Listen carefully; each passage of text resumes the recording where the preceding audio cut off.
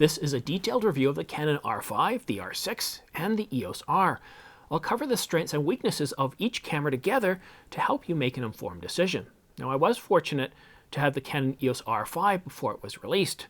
I initially planned to have the review out on the first day, but as I'm sure most of you are aware, overheating became a huge story, so I wanted to wait until the dust had settled, until firmware updates before assessing the camera. Now, this review is based on the R5 that I've been using every day for 5 months. It's been a staple of this channel and other independent work. If you're considering the R5, the R6, or the EOS R, stick around for a detailed, capability-based review. This and more after the intro.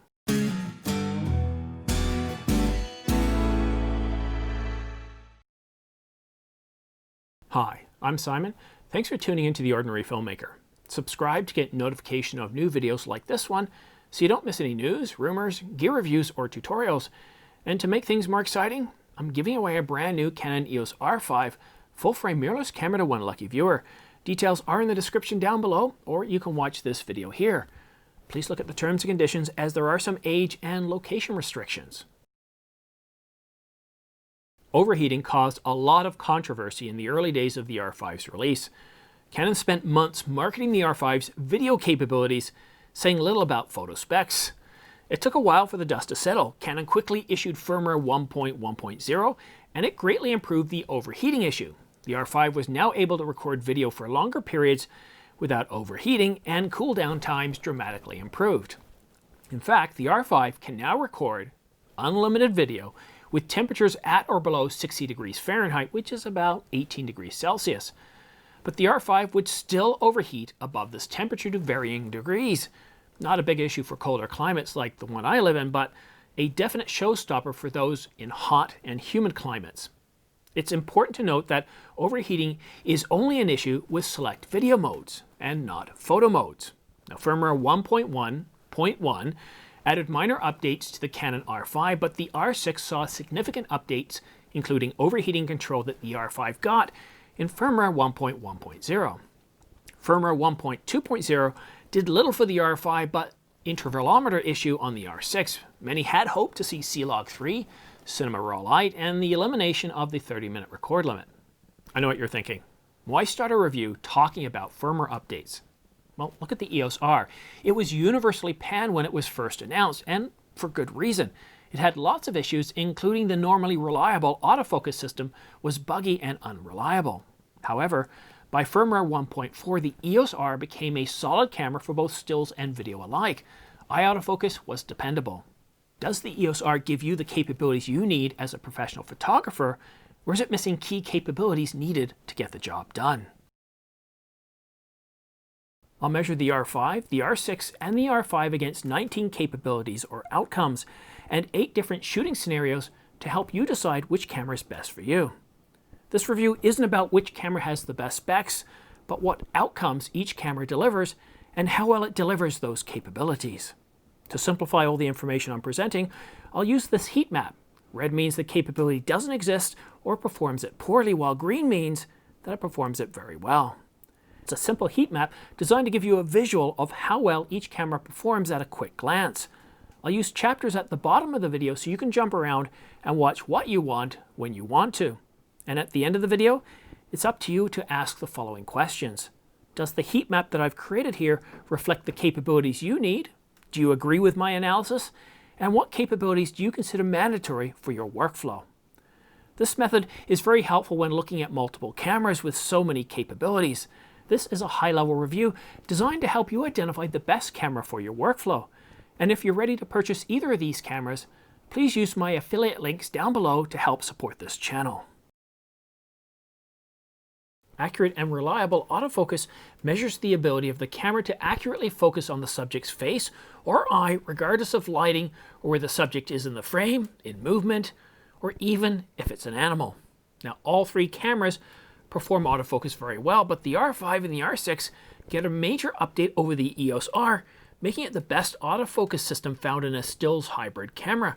While the EOS R was taken to task for its poor autofocus performance when it was first released, firmware 1.4 made significant improvements in eye autofocus accuracy and the distance at which it could lock onto focus. While a good performer, the EOS R isn't very fast. The R5 and R6 have 1,053 autofocus areas covering 100% of the frame, and 5,940 selectable points covering 100% by 90% all the way up to f22. It can keep your subject in focus even at the edge of the frame. One huge improvement over the EOS R is animal eye autofocus, giving the R5 and the R6 the ability to accurately focus on pets, birds, and even insects. Now, while Canon advertises human and animal eye detection, I've been able to lock onto insects and even flies in mid-air. What makes autofocus fast and accurate is the Digic X processor. That same processor found in the $6,500 Canon 1DX Mark III. The introduction of IBIS also allows the R5 and R6 to perform better in low light. The Canon EOS R performs well, but it feels like yesterday's technology, like a hand-me-down, while the R6 feels like a steeply discounted 1DX Mark III, but almost as capable. The autofocus in the R5 and R6 is a major improvement over the EOS R, and should be a factor in your decision. Lens selection is the ability to have access to all the focal lengths and apertures from beginner grade all the way up to professional grade that you need to get your work done. The Canon EOS R, the R5, and the R6 use Canon's new RF mount. It was announced in October 2018 with the EOS R. While it has limited library of 15 lenses, the EF to RF adapter provides access to 107 EF and EFS lenses. Not enough? Well, you also have access to additional focal lengths and better pricing options through third-party lenses, giving each camera endless possibilities. There are benefits to the R system. Each RF lens is designed from the ground up. RF lenses offer optical improvements, better weight, and more compact sizes over existing EF lenses. Does this somehow make EF lenses worth less or incapable of performing on an RF mount? No, not at all. All it takes is $100 to be able to mount EF or EF lenses on an R system camera. And in many cases, those EF lenses will perform better on an R system than they did on your old DSLRs due to improved sensors, dynamic range, autofocus, and IBIS. But before getting concerned about the high price of RF glass, adapt EF glass first. I'm now shooting on the RF 50mm f1.2. It's definitely sharper than the EF version, but a lot more expensive. Getting the R5 was a big investment. The EF to RF adapter allowed me to use my EF version until I could save up enough for the RF version. The adapter performed without issue, and the EF 50mm f1.2 produced stunning results on my new R5. While RF lenses are considerably more expensive, Canon is making more affordable RF glass all the time. Canon does produce affordable lenses like the 24-240, the 24-105, the 600mm Super Telephoto, and the 800mm Super Telephoto that I keep talking about. If you're migrating from a Canon full-frame or APS-C DSLR, go ahead and spend the extra $100 and bring over all your EF and EFS glass, and upgrade when you've got the funding.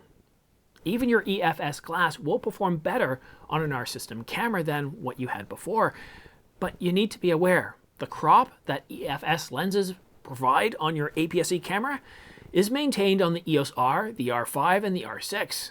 And would you still believe that I'm still using the 18-135 USM lens? Weather sealing measures the ability of these cameras to resist dust and liquid entry, preventing your camera from becoming a rather expensive brick. The Canon EOS R, the R6, and the R5 do have good weather sealing.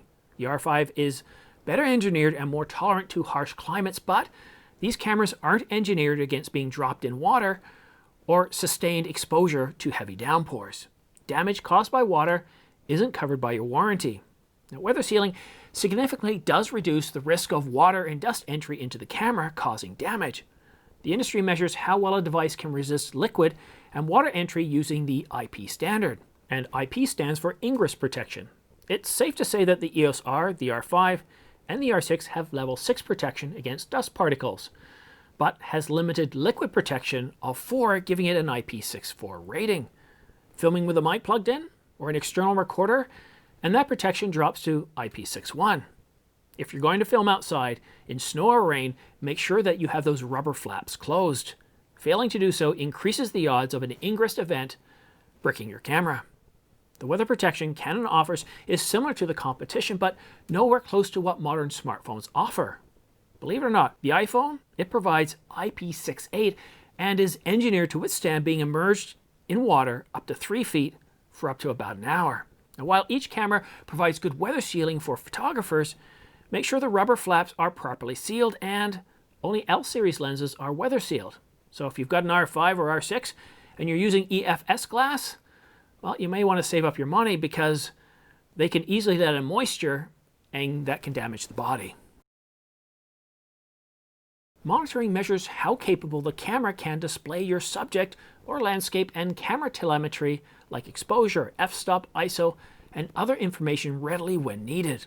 The R5 performs best, but strangely, the R6 is last. You can monitor your subject or the environment through the electronic viewfinder or the LCD. The EOS R does have a good viewfinder with a 0.5-inch panel, a resolution of 3.69 million dots, a magnification of 0.76, and an eye point of 23 millimeters. The EOS R5 EVF has 5.76 million dots, and a refresh rate can go up to 120 frames per second. But something strange happens as we look at the LCD. The R5 has a 3.2-inch LCD, same as on the EOS R. But the R6, which costs considerably more than the EOS R, has a smaller 3-inch screen. The LCD resolution is 2.1 million dots for the R5 and the EOS R. But again, the R6 comes in at last with 1.6 million dots. Oh, and that top LCD found on the EOS R, yep, it comes to the R5, but again, the R6 doesn't get the love. I'm not sure what Canon's doing here, but the R6 has been downgraded from the EOS R in our ability to monitor what we're shooting. It's normal to offer more features to a higher priced camera. The R5 has 8K downsample 4K. It has a CF Express card slot. As consumers, we get these features cost more, but removing capabilities found in a more affordable camera, decreasing the resolution, giving us a smaller LCD, and eliminating a top LCD for a $2,500 camera just frustrates consumers and is seen as an attempt to cripple these cameras arbitrarily. The R6 should be as good as the EOS R at minimum, and better in many other ways. Some thought crippling the R6 would be a good idea. But before moving on to storage capabilities, as good as monitoring capabilities are for the EOS R and the R5 may be, nothing truly beats an external monitor. The LCD isn't big enough to allow one to properly judge focus or exposure accurately. Transfer and store is a capability I use to measure data transfers, the ability to store photo and video content. I scored the EOS R poorly as it has a single SD card slot. It offers no protection against a failed card. The EOS R6 performs better having dual UHS-2 SD card slots. You can record photos to both card slots at the same time, but this capability isn't available to video. There's no redundant video recording. The only way to reduce the risk of lost content due to a card failure is to use multiple cards throughout an event, or use an external recorder. Now, the Canon R5 has dual card slots. One is UHS-2 and the other is CF Express. While more expensive than UHS-2 cards, CF Express is needed for 8K video and to get the best throughput when shooting in burst mode. CF Express cards offer 5 times the read speed of UHS-2 cards and up to a staggering 17 times the speed of UHS-1 cards. The R5 permits dual video recording in 8K RAW video. 8K RAW is recorded to the CF Express card. The proxy file is recorded to the UHS-2 card.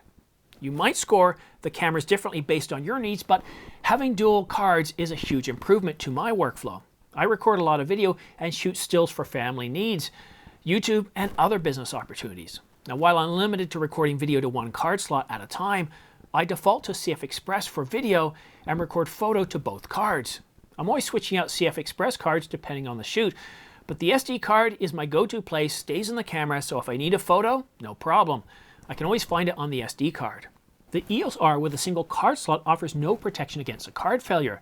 Not a risk I'm willing to take, but for most ordinary filmmakers, the probability of a card failure is so low, you could go years without encountering failure.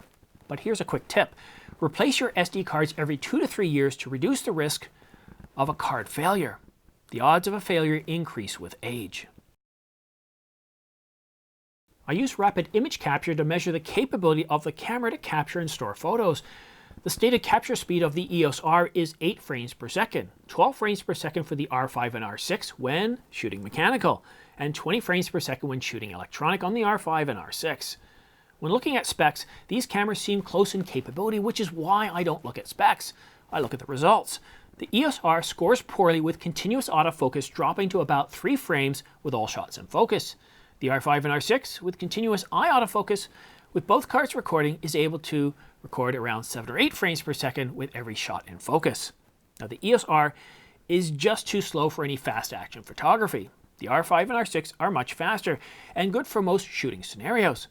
If you want to shoot faster, you could always shoot electronically up to 20 frames per second, but 8 frames per second with continuous eye autofocus is more than sufficient for my workflow. But is it fast enough for you?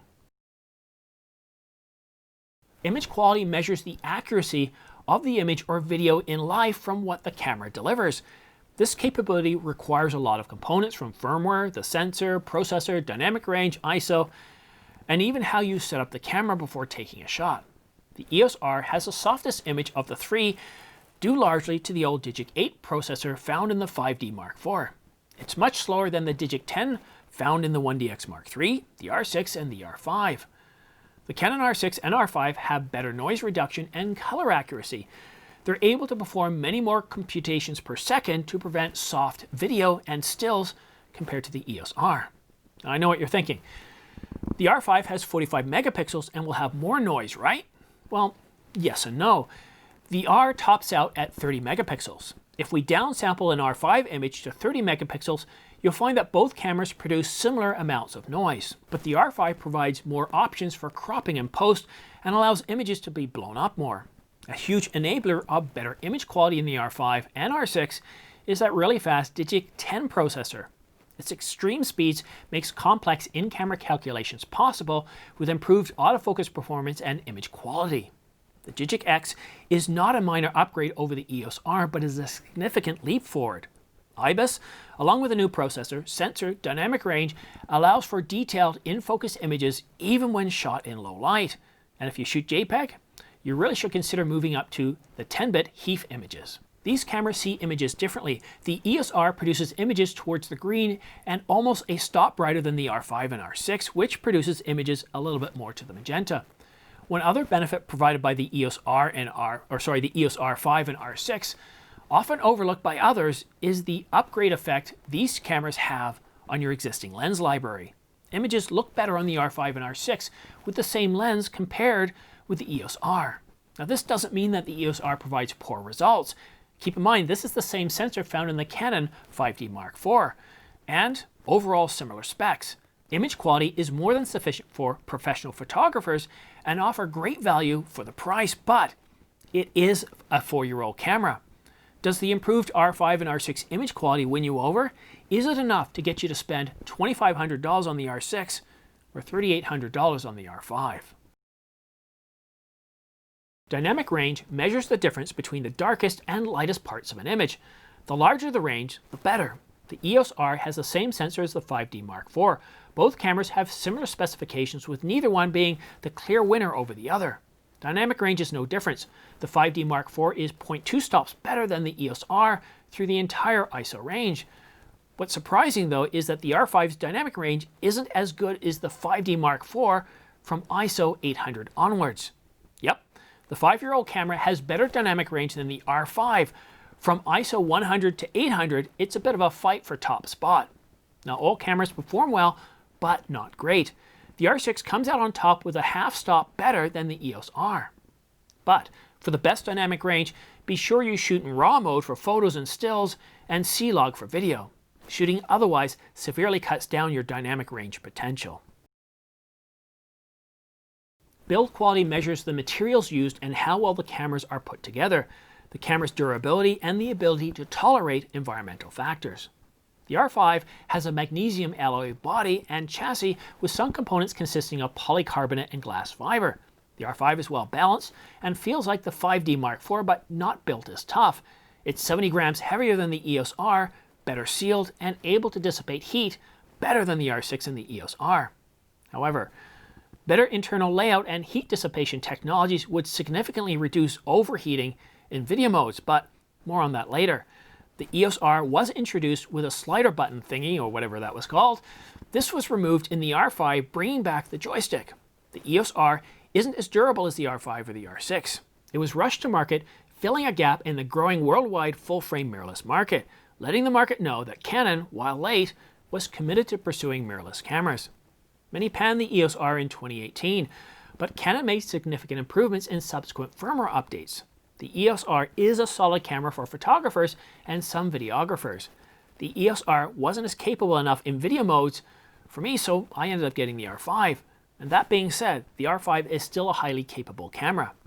Despite what many sites have reported, the R6 is not made solely of polycarbonate. It's made from the same magnesium alloy found in the R5. The R6 just has more polycarbonate than the R5, so it cannot reduce heat as quickly. The R5 uses magnesium alloy for the body and chassis, though some parts do use polycarbonate like the battery bay door. The R6 chassis is made from a magnesium alloy, with the outer panels being made from polycarbonate resin with glass fiber. And that subtle difference explains why the R6 has less tolerance for heat dissipation, even though it has the same body size. Stabilization measures the ability of the camera and lens to compensate for unwanted camera movement. This matters a lot to getting the shot or producing smooth video. While the Canon EOS R doesn't have in-body image stabilization, many Canon EF, EFS, and RF lenses provide up to 5 stops of stabilization, which is why I scored the EOS R so well. It's possible to get good video and stills through lens stabilization. I shot video on the 70D for years with just lens stabilization. Now, it wasn't very smooth, and I couldn't walk while shooting, but I adapted my shooting to match the tools. The Canon R5 and R6 have in-body image stabilization. Combined with lens stabilization, you get up to 8 stops depending on the lens. I shot videos walking and riding a bike, and it's amazing how good the end results are, or is. For stills, the R5 and R6, combined with a faster Digic 10 processor, improved autofocus, and good dynamic range, allow you to successfully grab more shots in environments that the EOS R couldn't take, like poorly lit locations or night shots. Photo modes measure how consistently the camera is able to return professional-grade photos across a range of scenarios and environments. The EOS R, the R6, and the R5 are stills hybrid cameras. Photography is where they shine. Due to the slow frame rate with the continuous autofocus, the EOS R isn't well suited for fast action, but performs well in other areas. The R6 and the R5, with much faster processors, IBIS, better and faster autofocus, and improved low light, place them a generation or two ahead of the EOS R. They also provide more detailed images, where the EOS R in comparison is softer. They excel in low light. The R6 can be used for landscape, high art, and architecture photography, but the R5 gets top marks for its 45 megapixel sensor. And now, it's time to look at the camera's video capabilities. Redundant recording is the ability to record video to both card slots simultaneously. Most cameras with dual card slots only permit video recording to one slot at a time, and the EOS R has only one slot. It scores poorly. The R6, having 2 card slots, only records video to one slot at a time. The R5, well, it prevents recording to both card slots in 8K, only in RAW mode. The SD card records the 4K proxy file, and this is not a limitation of hardware. Being able to record a proxy files while recording 8K RAW means the R5 and R6 could record 4K video and 1080 to both slots at the same time, or even 4K to both card slots. Uninterrupted recording measures the ability to record continuously without interruption from artificial limits, overheating, or loss of power. The Canon EOS R, the R6, and the R5 have an artificial 30-minute record limit in 1080, 4K 30, and a 7.5-minute record limit in 4K 120. As the ambient temperature exceeds 60 degrees, the R5 and the R6 start to overheat, limiting record times further. The ability to record video is further reduced by how many photos are taken or how much time is spent in the menus.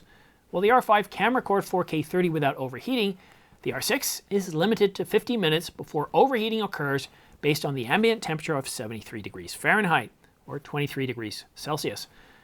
$2,500 seems like a lot of money to spend on a camera that can't record 4K 30 for extended periods of time.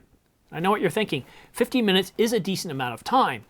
It is, unless you're outside and it's hot and you've spent 60 minutes capturing stills, only to find out that you have less than 10 minutes to capture video. Oh, and the overheat timer? It can't be trusted. I've had the R5 save 5 minutes and been able to record for another 40 minutes of 4K HQ video. As a professional tool, it's impossible to gauge how long one can record before overheating occurs. Now, while the overheating limits are frustrating, it's somewhat understandable. These are stills hybrid cameras first, not video. They're purpose-built for photographers that need good video, not the other way around. But there's no excuse for a 30-minute record limit, not anymore. It serves only to frustrate us, harming the user experience. And before you comment on the European tax as the reason for the record limit, let me go ahead and clarify that. In 2007, Europe enacted legislation that video camera recorders are subject to import duties of 4.9 or 14%. Still image cameras are duty-free. But in 2016, the European Union changed that. Bear with me as this is a bit wordy. The common customs tariff duties are fixed by the Council on proposals of the Commission. The Commission can, in this context, confirm that the product is part of the converged of what revised WTO Information Technology Agreement, which has been negotiated by the Commission. This means that the customs duties for camcorders will be removed after the revised agreement enters into force and thus, in extension, benefit EU consumers. The Council of the EU issued a press release stating that they will eliminate tariffs on IT products in 4 stages over a 3-year period ending on July 1st, 2019. So there you have it, right from the source. There isn't any legislative restriction in place to keep the 30-minute record limit anymore. Sony doesn't have it. They don't have it on the A7C, the ZV-1, or even the popular A7S III. Canon, are you listening to us? Well, according to Media, a Canon technical specialist, it's coming. We're just not sure when. Once this basically limit at some point, because they said we've been told that it will be lifted at some point, once that's lifted, it shouldn't be an issue to record 4K 30. As long as you have a card, I guess, large enough, and the camera is powered from the mains, it shouldn't be an issue.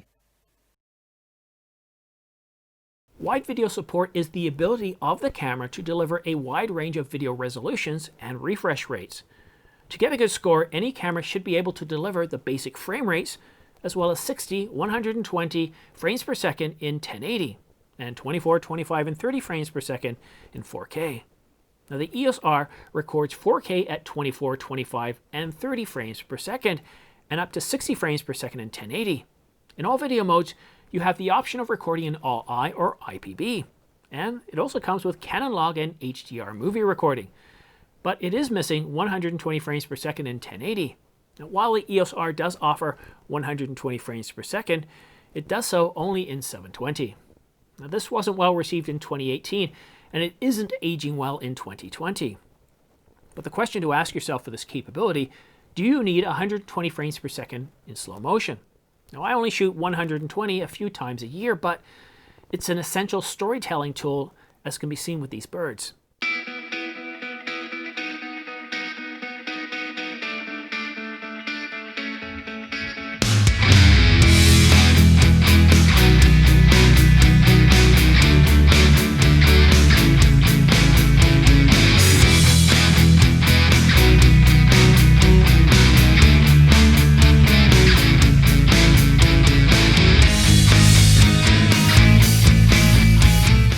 Slows down time capturing the moment. Can you get by on 60 frames per second in 1080? If not, consider the R6. It makes up for many of the EOS R's shortcomings. We get 120 frames per second in 1080, up to 30 frames per second in 4K with better dynamic range and more detailed video. But Canon's cripple hammer struck the R6 hard. All-I. Well, it's not an option in this camera, the R6, despite costing more than the EOS R. Apparently, Canon doesn't think that $2,500 is enough to get All-I. Canon's made some strange decisions regarding video recording in recent years. The Canon 70D and 80D have All-I as an option in all video modes. The EOS RP doesn't, but the EOS R does. All-I gets taken away in the R6, but gets put back in the R5. But is this much ado about nothing? Do you really need All-I? Now, for this talking head video, no. IPB is fine and I've tested it out. You won't notice the difference. But where there's a lot of action, or there's weather, it's definitely noticeable with snow or heavy rain, you'll see strange artifacts that the video, well, it doesn't know how to produce. Furthermore, IPB takes more effort to edit and is less tolerable to aggressive color grading and editing. If you're not capturing fast action, then IPB should be enough for you. The EOS R's 4K is soft compared to the R5 and the R6. The R6 provides 5.1K oversampled 4K, producing reasonably sharp 4K footage, sharper than the R5 standard 4K, but the R5 gets best grades because of the 8K oversampled 4K video. This gives the R5 the same quality as the Canon C200. It's that good. But while 8K video got all the press, the real benefit is having detailed 4K video. And I can tell you that 4K HQ that you get out of the camera is way better than what you're seeing on YouTube. You really have to see it to believe it. It's absolutely jaw-dropping. I can tell you that the 4K HQ that you get out of camera is way better than what you're watching on YouTube. You just have to see it to believe it. It's absolutely jaw-dropping. Color accuracy measures how well the camera captures colors as they are, how well skin tones are captured, and the R5 and R6 are tinted a little bit more towards the magenta, while the EOS R is tinted a little bit more to the green and produces images 3/4 of a stop brighter when capturing stills. But when it comes to video, the RGB Bear filter still produces video shifted towards the green in some lighting scenarios, requiring adjustments in post, especially when shooting in C-Log. Detail 1080 illustrates how well each camera provides clear, crisp video without resorting to sharpening or downsampling. The detail is there and not overly softened, but not anything to celebrate over. The EOS R provides soft 1080 and 4K isn't much better. This is a result of providing cropped 4K video, having a slower processor and less advanced AA filter. The R6, with a much faster processor, new sensor, and better AA filter, provides more detailed 1080, but not as good as shooting 4K and downsampling. The R5 is pretty much on par with the R6, but again, best results occur from shooting 4K and downsampling. I highly recommend shooting 4K video even if your clients only need 1080. The result is much more detailed video after downsampling and gives you the option to deliver 4K later on at an extra price. Canon has an opportunity to introduce 1080 HQ mode, the ability to capture video in 5.1K and downsample in camera to 1080. This would yield much more detailed image, saving you time in post, but more importantly, saving you from upgrading your computer or buying lots of storage. I highly recommend coming up with your own capabilities and grading them like I did. This heat map is accurate for me, but it may not be accurate for you. Identify which capabilities you consider mandatory. If the best camera, based on your workflow and the capabilities identified, is out of your budget, consider saving a little longer, or consider purchasing from a company that offers payment plans over 3 years. I saved for 7 years to get the R5. While more than I initially planned to spend by a factor of 2 to 4 times, I'm now able to generate more income. And all I'm saying is that a capability heat map allows you to see visually complex information on a single page, to see how these cameras compare, allowing you to make an informed decision. The EOS R produces excellent stills, and video is pretty good for most family events and weddings, especially if your end customers or clients are still asking for 1080p. But if you have an established business, are focused on stills photography with little use for video, the R6 is very well suited. It's pretty much a mini 1DX Mark III without the high price tag. Now, video is good enough for many, but if you need 4K 30 without overheating, 4K 120, have clients that demand 4K, or you see 4K demand increasing and still shoot a lot of stills, the R5 might be a better option. If you're a video-centric user like me, you might also consider the Sony a7S III or a cinema camera like the C70. If you live in the tropics, you're going to find the video modes offered by the R5 and the R6 a little too limited. You might also need a multi-camera strategy. Consider getting the R6 for stills and another camera for your video work like the Sony a7S III or a cinema camera. Remember, the idea of a perfect camera, a camera that will do everything for you, well, it's an illusion. Every camera is a compromise. but come up with your own capabilities and heat maps so that you can make an informed decision. But if you need any assistance in coming up with a camera or deciding which camera is best for you, I've got a couple of options for you. You can go ahead and post your questions in the comment section down below, or you can reach out to me. I do offer 1-hour consultations for $50. And that link, you can check it out. It's in the description down below. But that's it for now. Don't forget to subscribe for your chance to win the Synco Lav S6E and M3 shotgun microphones. I'll be awarding these 2 prizes to one lucky viewer once the channel reaches 20,000 subscribers. And then I'll be offering up a different and more expensive prize every 10,000 until the channel reaches 100,000 subscribers. At which point, I'll be offering up a brand new Canon EOS R5 full-frame mirrorless camera to one lucky viewer. And on that bombshell, thanks for watching The Ordinary Filmmaker. We'll see you again soon.